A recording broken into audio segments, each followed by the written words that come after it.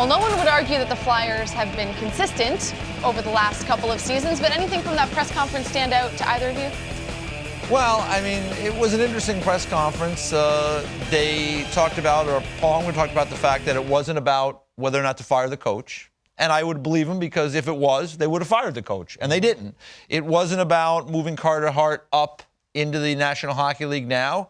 Paul Holmgren talked about the fact that he agreed with Ron Hextall's approach with that.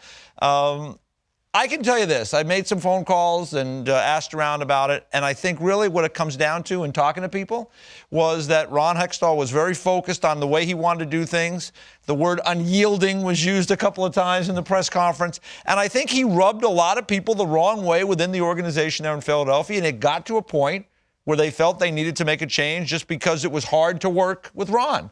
So there we are. They made the move, and now they'll go out and do a search. I mean, just piggybacking off what you had said there, EJ, I think it seemed like Ron Hextall was being a little more patient. That was his MO the whole time. And there's high expectations in Philadelphia. There always is. Yeah. I know a lot of teams can say that, but Philadelphia is a proud organization. Yeah. And there's a lot of good players on that hockey club, and the inconsistency. It's still early enough in the season, because the fact that you win 3 games in a row, you can jump 2-3 spots. The Flyers felt that we're better than this, and we have philosophical differences, like Paul Holmgren said.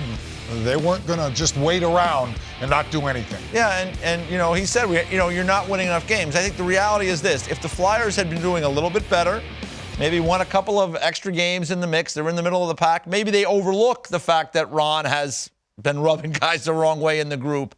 But they're at the bottom, they're struggling, and to your point, they got some good players there.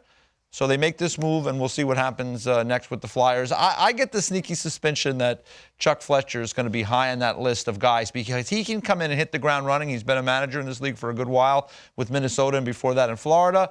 And his family, his dad, Cliff, has a very strong relationship with Bobby Clark, and Bobby Clark still has a lot of sway in that organization. So keep an eye on that. Maybe Chuck Fletcher is a guy that would be on the short list to come in there.